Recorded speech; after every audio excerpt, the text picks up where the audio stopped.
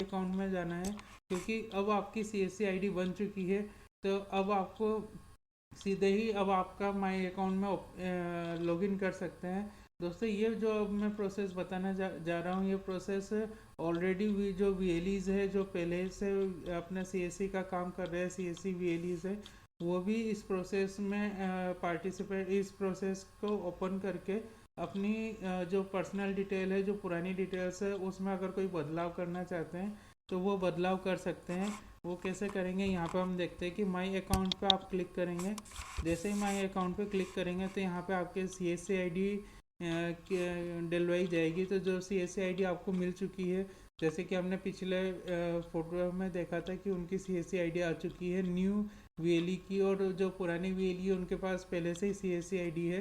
तो वो CSC ID यहाँ पर डालेंगे। CSC ID डालने के बाद दोस्तों यहाँ पे आपके पास दो ऑप्शन है, फिंगरप्रिंट या आयरिश। आप दोनों में से किसी भी तरीके से अपने आप को ऑथेंटिकेट कर सकते हैं। आप फिंगर का भी यूज़ कर सकते हैं, और आपके पास अगर आयरिश मशीन है तो आप आयरिश का भी यूज़ कर सकते हैं। ये सेलेक्ट करने के बाद आपको कैप्चा कोड डालना है। कैप्चा कोड डालने के बाद यहाँ पे आपके जो डिक्लेरेशन है, कंसेंट है, वो कंसेंट को आपको यहाँ पे चेक बॉक्स करना है कि हम हमारी जो बायोमेट्रिक है वो शेयर करना चाहते हैं और उसमें कोई ऑब्जेक्शन नहीं है। इसके बाद जैसे ही आप यहाँ पे सबमिट करेंगे, तो सबमिट करने के बाद दोस्तों यहाँ पे एक पेज ओपन होगा जो कि प्लीज़ वेट का आएगा थोड़ी देर। ये CSC का वेब गेटवे है जो ऑथेंटिकेशन के लिए यूज़ किया जाता है। इसको और भी जगह यूज़ किया जाता है, जैसे कि जीवन प्रमाण में और इस तरीके की, जहाँ पे भी बायोमेट्रिक या आईरिश या OTP से, आधार के OTP से सत्यापन करना है, तो वहाँ पे यही पेज ओपन होता है। इसके बाद दोस्तों जैसा आप देख रहे हैं यहाँ पे आधार नंबर ऑटोमेटिक आ गए हैं। आधार नंबर आने के बाद यहाँ पे चेक बॉक्स पर आपको टिक करना है। दोस्तों वहाँ पे जो हमने सेलेक्ट करा था फिंगरप्रिंट, अगर आप सेलेक्ट करोगे तो ये फिंगरप्रिंट ऑटोमेटिक क्लिक रहेगा। आयरिश अगर आप करोगे तो आयरिश यहाँ पे क्लिक रहेगा। अभी दोस्तों वहाँ पे हमारे पास OTP का ऑप्शन नहीं था, तो आप यहाँ पे OTP पे काम नहीं कर पाओगे। लेकिन जहाँ पे दूसरे जो सर्विसेज है CSC की, वहाँ पे अगर आधार ऑथेंटिकेशन की ज़रूरत पड़ती है तो वहाँ पे आपका ये OTP का ऑप्शन भी आएगा। इसके बाद दोस्तों हमको स्टार्ट कैप्चर पे करना है। यहाँ पे आपको ये ध्यान रखना है दोस्तों कि आपकी RD सर्विस कंप्लीट होनी चाहिए बायोमेट्रिक में। अगर बायोमेट्रिक में RD सर्विस कंप्लीट नहीं है तो यहाँ पे प्रोसेस आपकी रुक जाएगी। तो आपकी बायोमेट्रिक पहले से ही कंप्लीट होनी चाहिए। इसके बाद जब हम स्टार्ट कैप्चर पे करेंगे तो स्कैनिंग की प्रोसेस चालू होगी। तो आप यहाँ पे फिंगरप्रिंट अगर ऑप्शन लिखा है तो फिंगरप्रिंट लगाए, या आयरिश ऑप्शन लगाए लिखा है क्लिक करा है तो आयरिश वाले को स्कैनिंग करें। स्कैनिंग जैसे ही वेरीफाई होगी दोस्तों, तो ये सबसे आपका डैशबोर्ड ओपन हो जाएगा। जैसे ही आपकी सक्सेसफुली वेरिफिकेशन होता है तो डैशबोर्ड में आप जैसे देख पा रहे हैं, यहाँ पे कियोस्क का नाम, यहाँ पे स्टेट, यहाँ पे मोबाइल नंबर, ईमेल आईडी, यहाँ पे उनका जेंडर, यहाँ पे DOB, यहाँ पे उनकी टेक ID, और यहाँ पे उनका CSC ID, ये सब आपको शो हो जाएगी। इसके बाद आप यहाँ पे अपनी डिटेल, पर्सनल डिटेल देख सकते हैं कि मैंने कौन से मोबाइल नंबर, ईमेल आईडी और ये सब इंफॉर्मेशन डलवा रखी है। ये पुराने VLEs के लिए भी है और नए VLEs के लिए भी है। यहाँ पे आपके पास profile, KYC update, latitude, longitude, certificate, ID card, status और अकाउंट सेटिंग, ये सारा ऑप्शन आपको यहाँ पे दिख जाएंगे। तो यहाँ पे जैसे अगर आप नए VLEs है तो आप यहाँ पे इसको ओपन करने के बाद सीधे ही आप अकाउंट सेटिंग में जाए। अकाउंट सेटिंग में आप जैसे ही क्लिक करेंगे तो दोस्तों जैसा आप यहाँ पे देख पा रहे हैं कि अपडेट पासवर्ड का ऑप्शन आ रहा है कि आप आपके पासवर्ड अपडेट करना चाहते हैं क्या। तो यहाँ पे आपके पास डिजीमेल और पासवर्ड और कनेक्ट पासवर्ड का ऑप्शन है। डिजीमेल अभी बहुत टाइम से वर्क नहीं कर रही है, तो इसको आपको चेंज करने की ज़रूरत नहीं है।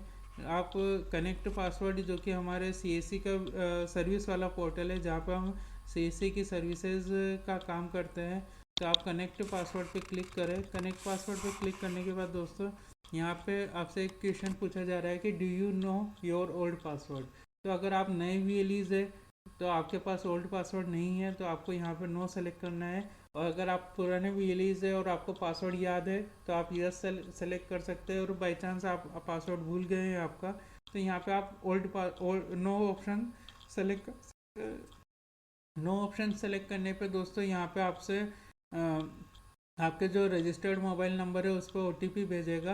आप यहाँ पे मोबाइल नंबर सेलेक्ट करके जनरेट ओटीपी करें। जैसे ही जनरेट ओटीपी करेंगे और सक्सेसफुली उस ओटीपी को वेरीफाई करेंगे तो यहाँ पे आपसे नए पासवर्ड के लिए ऑप्शन दे देगा और यहाँ पे आप न्यू पासवर्ड डालकर अब अपडेट करें, पासवर्ड करें।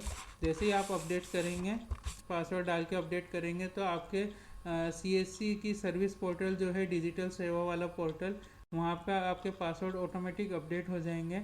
आप यहाँ से अब अपने पासवर्ड को अपडेट कर ले। इसके बाद कुछ बेसिक डिटेल आपकी देख ले, अगर आपको उसमें कुछ भी अपडेशन करना है तो वो यहाँ से कर सकते हैं।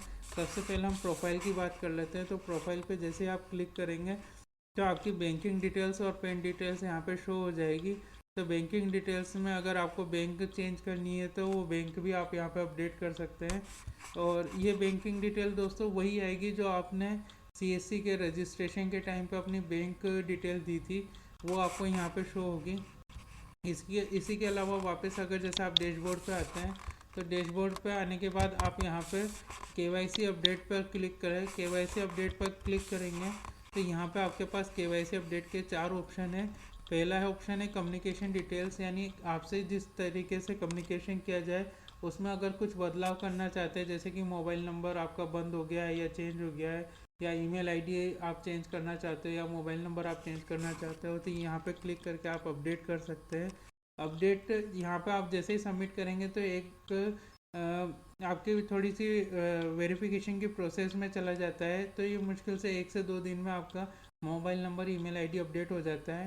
इसके बाद नेक्स्ट है केवाईसी डॉक्यूमेंट। केवाईसी डॉक्यूमेंट का मतलब है जैसे आधार या पैन कार्ड जिसके भी आप पे आपने अपना केवाईसी कराया है, वो डॉक्यूमेंट अपडेट करना चाहे तो आप यहाँ पे लगा सकते हैं। जैसे कि मान लो आपका आधार में नाम चेंज हुआ है किसी कारण से, या कुछ ऐसी जानकारी अपडेट हुई है तो आप यहाँ पे अपडेट कर सकते हैं। इसके बाद दोस्तों पर्सनल डिटेल्स। पर्सनल डिटेल्स में आपका नेम, जेंडर, डीओबी, जैसे मान लो अगर वीएलई का आधार के बिहाफ पे डीओबी पहले अलग था लेकिन वो गलत था और उन्होंने उसको अपडेट कराया है तो वो यहाँ से अपडेट कर सकते हैं। बैंकिंग डिटेल्स जैसा कि हमने बात करी थी दोस्तों, जब आपने सीएससी रजिस्ट्रेशन के टाइम पे जो बैंक डिटेल दी थी, अगर आप वो बैंक डिटेल चेंज करना चाहो या आप उसको अपडेट करना चाहो तो यहाँ पे उसको कर सकते हैं। इसी तरीके से आपका जो पुलिस वेरिफिकेशन का डॉक्यूमेंट है वो यहाँ पे आप अपलोड कर सकते हैं, या फिर जब भी आपके डीएम सर से बोला जाता है, डीएम सर ने की तरफ से बोला जाता है कि आपको पुलिस वेरिफिकेशन का अपलोड करना है, तो यहाँ पे आप अपना नया पुलिस वेरिफिकेशन करवा के यहाँ पे अपलोड कर सकते हैं। इसके बाद नेक्स्ट जो ऑप्शन है दोस्तों, यहाँ पे हमारे पास लेटीट्यूड लॉन्गिट्यूड का है। ये आपकी आपकी आपकी सीएससी की लोकेशन है जहाँ पे आप अपना काम करेंगे। ये लॉन्गिट्यूड और लेटीट्यूड आपको अपडेट रखना ज़रूरी है। आपकी जो सीएससी की लोकेशन है वहाँ पे अपडेट करना ज़रूरी है, क्योंकि दोस्तों ये जो लॉन्गिट्यूड लेटीट्यूड है ये जब आप सीएससी को लोकेट करते हैं या सीएससी लोकेटर की मदद से सर्च करते हैं या मैपिंग के माध्यम से आप देखते हैं तो वहाँ पे आपको ये लोकेशन दिखाएगा। तो ये बहुत अच्छा ऑप्शन है अपनी शॉप को, अपने सीएससी को आपको मैप में दिखाने के लिए। इसके बाद दोस्तों नेक्स्ट ऑप्शन हमारा सर्टिफिकेट और आईडी कार्ड है। तो दोस्तों अगर आप जैसे ही आपका अकाउंट एक बार सक्सेसफुली क्रिएट हो गया तो आपको यहाँ पे इस तरीके का सर्टिफिकेट मिल जाएगा। यहाँ पे आपकी फ़ोटो, क्यूआर कोड और नेम डिटेल आ जाएगी। इसको आप अपनी शॉप पर लगा कर रखें जिससे आप अपने आप को यह बता सके कि हम ऑथेंटिकेट सीएससी वीएलईज है, हम सीएससी की सभी सर्विसेज आपको प्रोवाइड कराएंगे। और इसी तरीके से दोस्तों जब आईडी कार्ड आप क्लिक करेंगे तो यहाँ पे आपका आइडेंटिटी कार्ड जनरेट हो जाएगा जो कि इमरजेंसी सर्विसेज में आपको हेल्प करेगा। और आप इस आईडी कार्ड को कार्ड के रूप में प्रिंट निकाल के अपने पास रख सकते हैं और गले में टांग के भी आप इसमें हेल्प ले सकते हैं, क्योंकि ये आपकी पहचान है कि आप सीएससी वीएलईज हो। तो ये दोस्तों ये सारी जो जानकारी है, ये जानकारी फर्स्ट टाइम अगर सीएससी वीएलई है अपना अकाउंट एक्टिवेट कर रहा है तो उसके लिए बहुत अच्छी है। और जो सीएससी वीएलईज अपना अकाउंट एक्टिवेट कर चुके हैं, जिनका पुराना अकाउंट चल रहा है और वो कुछ बदलाव अपनी जानकारी में बदलाव करना चाहते हैं, जैसे कि पासवर्ड चेंज करना या अपना mobile number, email ID change करना, या अपना नेम, जेंडर, डीओबी में से कुछ अपडेट करना, या बैंकिंग डिटेल्स अपडेट करना, तो वो सब आप यहाँ पे कर सकते हैं। वो सारी चीज़ें आपकी यहाँ पे अपडेट हो जाएगी। यहाँ पर लेकिन आपको दोस्तों एक नोट दिया हुआ है, ये ज़रूर आप ध्यान रखें कि आपका अपडेशन 60 दिन तक स्ट्रिक्ट रहेगा। यानी अगर आपने कुछ अपडेशन कराया, जैसे मान लो आपने बैंक डिटेल बदली है, तो अगले 60 दिनों तक जैसे आपकी बैंक डिटेल अपडेट होगी, तो अगले 60 दिनों तक आप दोबारा बैंक डिटेल अपडेट नहीं कर सकते हैं। तो इस चीज़ का आप ध्यान रखें कि आपकी बैंक डिटेल वही रखें जिसको आपको बार बार बदलने की ज़रूरत ना पड़े और उसी को काम में ले। और ये बैंक डिटेल वो रहेगी जिसमें जब भी सीएससी का कोई पेमेंट आपका बैंक के खाते के माध्यम से आता है, तो वो इस बैंक खाते में आएगा, या डीजीपे का जो खाते पेमेंट आप ट्रांसफ़र करते हो तो वो इसमें आ जाएगा। तो इस तरीके से दोस्तों ये हमारा ये था। अब हम बात करते हैं कि जैसे आपने सीएससी आईडी अपनी देख ली, आपने पासवर्ड जनरेट कर लिया, तो अब हम सीएससी सर्विस पे, सीएससी का जो सर्विस पोर्टल है डिजिटल सेवा, उस पर काम कैसे करेंगे। तो दोस्तों उसके लिए हम वापस से हमारे वेबसाइट पे आ जाते हैं। तो यहाँ पे आपको लिखना रहेगा डिजिटल सर्विस पोर्टल के लिए digitalseva.csc.gov.in। इसका लिंक भी हम आपके साथ शेयर कर देंगे। तो जैसे ही आप इस पर क्लिक करेंगे तो यहाँ पे आपको इस तरीके से पेज ओपन दिखेगा। तो यहाँ पे आपको लॉगिन पे क्लिक करना है। लॉगिन पे जैसे आप क्लिक करेंगे तो लॉगिन पे क्लिक करने के बाद आपके पास कुछ ऐसी स्क्रीन सामने आएगी।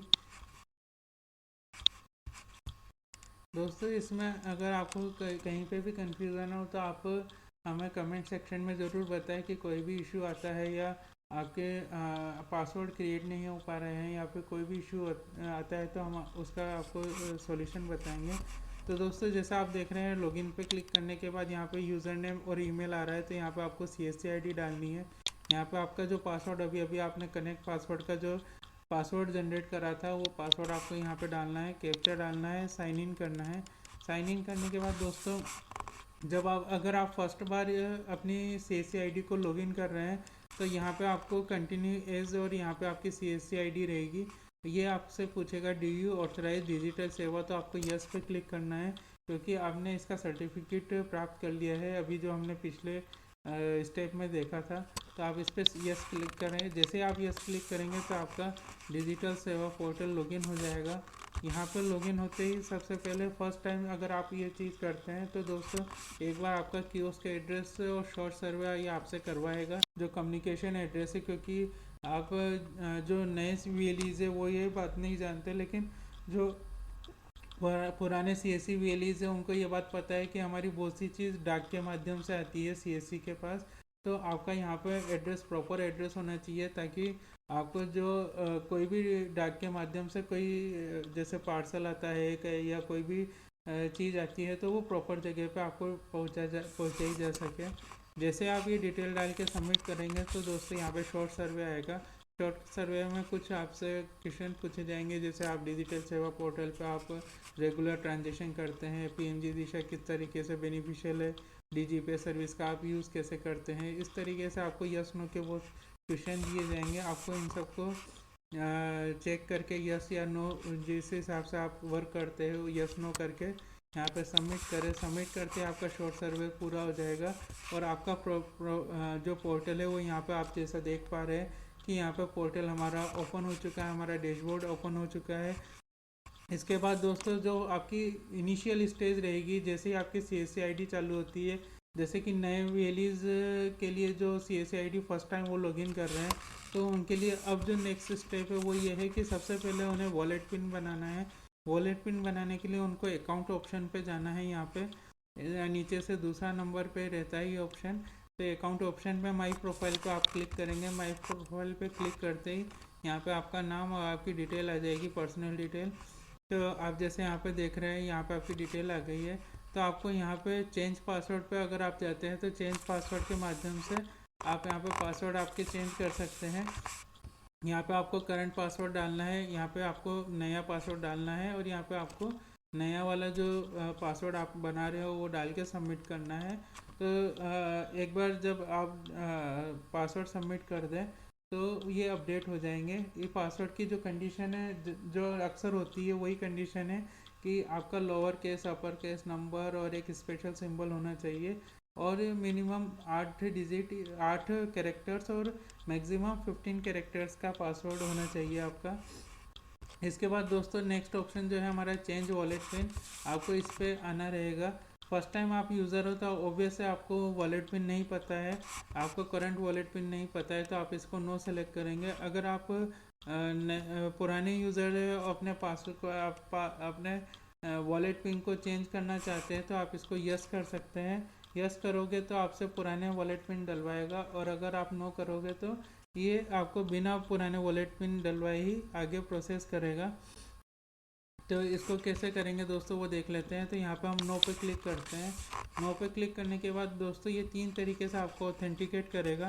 पहला, आप मोबाइल के माध्यम से अपने आप को ऑथेंटिकेट कर सकते हैं, या फिर CSC ऐप अगर आपने मोबाइल में इंस्टॉल कर रखी है तो उसके OTP के माध्यम से आप इसको ऑथेंटिकेट कर सकते हैं, या फिर CSC ऐप के जो सिक्योर कोड है उसके माध्यम से आप इसको ऑथेंटिकेट कर सकते हैं। यहाँ पे हम मोबाइल के माध्यम से करेंगे। मोबाइल सेलेक्ट करके हम जनरेट OTP करेंगे तो आपका मोबाइल पे OTP आ जाएगा। OTP डालने के बाद आपको वॉलेट पिन डालने हैं। वॉलेट पिन 6 डिजिट के होते हैं दोस्तों, आप और सारे नंबर्स होते हैं, आपको नंबर से एंटर करने हैं 6 डिजिट में, और अपना वॉलेट पिन बनाना है। वॉलेट पिन हर वेली के लिए ज़रूरी है, क्योंकि वॉलेट पिन होगा तभी वो किसी भी पेमेंट का ट्रांजेक्शन कर सकता है। यानी जिसमें भी पेमेंट, किसी भी सर्विस में पेमेंट लगता है तो उसका जो ट्रांजेक्शन होगा वो वॉलेट पिन के माध्यम से ही होगा। तो ये पिन हर CSC VLE के लिए ज़रूरी है। इसके बाद जो नेक्स्ट स्टेप है दोस्तों, अब हमने वॉलेट पिन भी जनरेट कर लिया है, तो हमारी जो नेक्स्ट स्टेप है वो है ऐड मनी। कि फर्स्ट टाइम अगर आप CSC यूज़ कर रहे हैं तो आप ऐड मनी कैसे करेंगे, और अगर आपका वॉलेट में अमाउंट कम है तो आप कैसे ऐड मनी करेंगे। दोस्तों इसमें एक चीज़ है कि आपको मिनिमम 100 रुपीज़ का वॉलेट मेंटेनेंस यहाँ पे रखना ज़रूरी है। यानी आप इसमें 100 रुपीज़ मिनिमम आपको डाल के तो रखना ही पड़ेगा। इसके बाद आप इससे ऊपर और भी अमाउंट इसमें ऐड कर सकते हैं। मिनिमम आपका 100 रुपीज़ तो इसमें हर टाइम अवेलेबल रहना चाहिए, क्योंकि 100 से आप जैसे ही आपका मान लो 100 रुपीज़ वॉलेट स्टेटमेंट वॉलेट है, और आप कोई ट्रांजेक्शन करना चाहते हैं तो वो ट्रांजेक्शन नहीं होगा जब तक कि आपका वॉलेट 100 से ज़्यादा नहीं होता। तो दोस्तों ये कैसे करेंगे, तो ऐड मनी पे हम जाएंगे। ये आपका ऊपर से तीसरा नंबर का वॉलेट का ऑप्शन है, यहाँ पे आप समरी और ये सब ऑप्शन यूज़ कर सकते हैं।